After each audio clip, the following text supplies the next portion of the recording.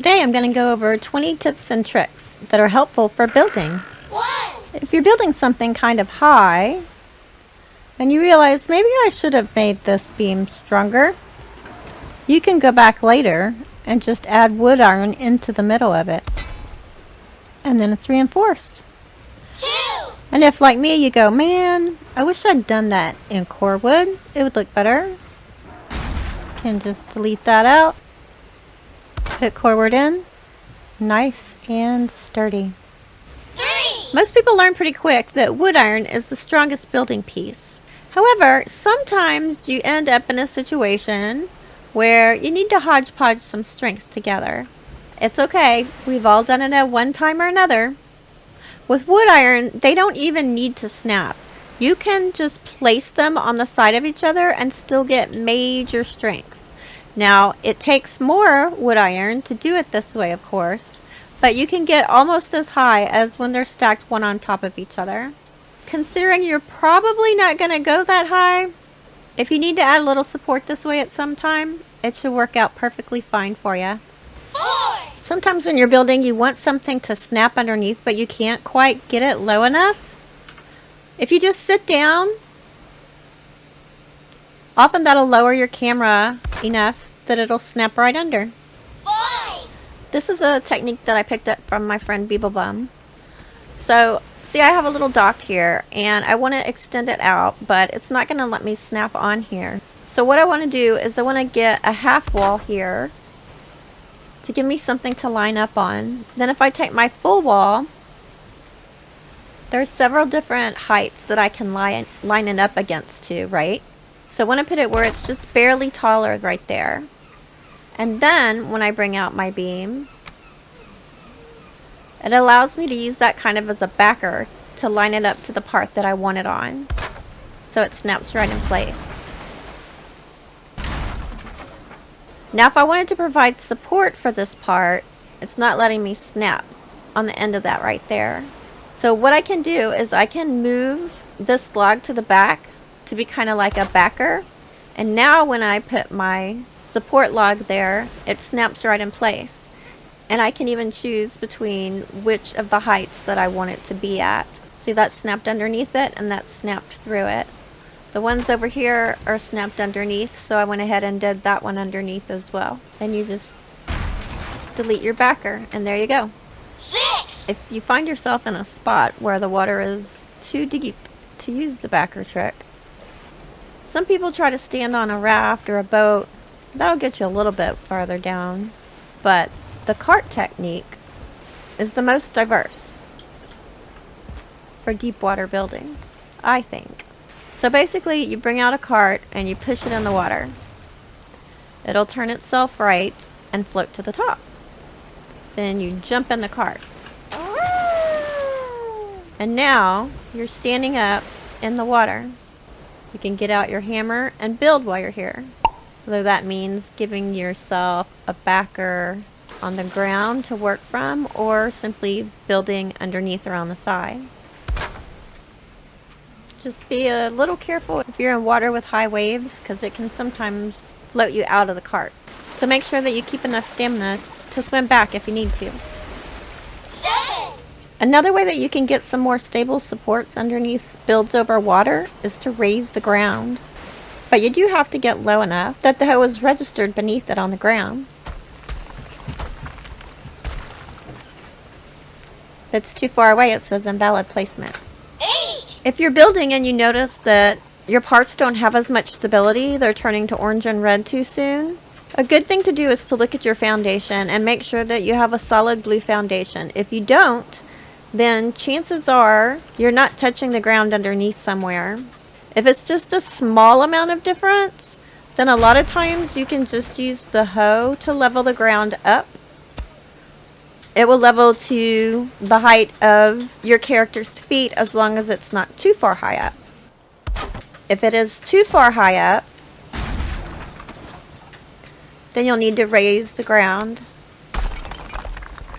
That went too high, so now I can get on the floor level and flatten it back out to the level that I need. Now I have a firm foundation. Nice. You can use rugs not just to make the floor look nice, but also to hide things beneath that you may not want others to find. Here, I've made a little bit of a trap in Beeblebum's base. Shh, don't tell him. You can do a similar thing with banners. This looks like a nice decorated wall, but when you get closer, shh, it's a secret. 10. If you want to be able to put a campfire on a wood floor, all you have to do is delete the floor, build a campfire, and put the floor back. There you go. 11. Often when you're building up high, you can run into the challenge of your floors turning to orange and red really fast. Something you can do to compensate for this is to have one of your floor panels touch a tree. And then it becomes a foundation piece, just as if it was on the ground. 12. Did you know that if you're building up high, say in a tree house, maybe, and you want to have a stone floor, you can attach stone to wood, and then it's considered a foundation piece. Cool, right? Also, if you want to build a stone oven on the wood, it won't work. It breaks because it's not supported enough. However, if you build it where it's just touching the tree, it's perfectly fine. 13. If you're trying to defend something, the moms will not step up or step down, no matter how small the gap is. I have a little tiny gap here, less than the width of a wood beam. You can easily just step on it and step up. However, I want to defend my jack-o'-turnip, but the moms will not step over there because there's a little tiny gap. Good luck with that, fellas. I'll have more on moats and base defense coming very soon, so you might want to subscribe to catch that. 14. If you'd like to build halfway out from a wall, one way to do it is to use core wood. It'll snap on this side and this side. Then you place one in the middle, and now you have a snap point halfway through.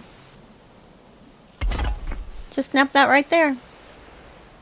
To go back, extend the core wood from the original side and go back to the original depth. Now you can have a decorative wall with insets or outsets. 15. I think it was Zane of Zane's World that I first heard noticing that you can use wood doors as a way to make size adjustments in your build, since doors will snap all along your back piece. So you can make snapped adjustments to be more precise. Also now, if you put a door on a wall, you can scoot back a bit from just the next placement and adjust by a smaller amount. Additionally, I've noticed that once the doors get near the end of the wall that you're snapping on behind, you can push them in closer to get super fine close adjustments.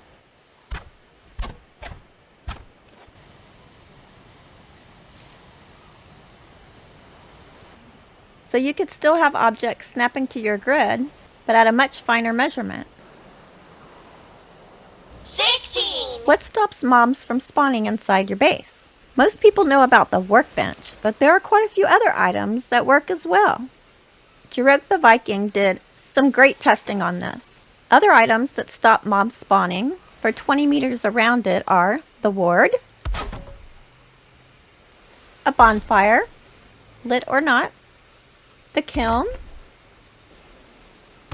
a portal, the fermenter,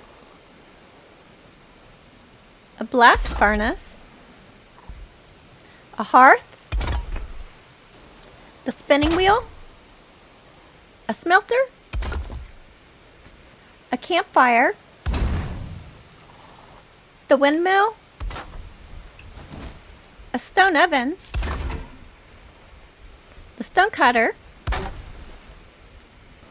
the artisan table, a forge, the regular bed, or the dragon bed, any of the torches, the sconce, and the hanging brazier. I agree with what Jarok said about the workbench being the only item that shows the 20-meter diameter. So when you're trying to cover your base, use that to see how close they need to be placed. Then you can place a smaller item and get rid of the workbench. 17. If there are things that you would like or need at your base, but you don't really want to see them, one option is to bury them in the ground. Another option is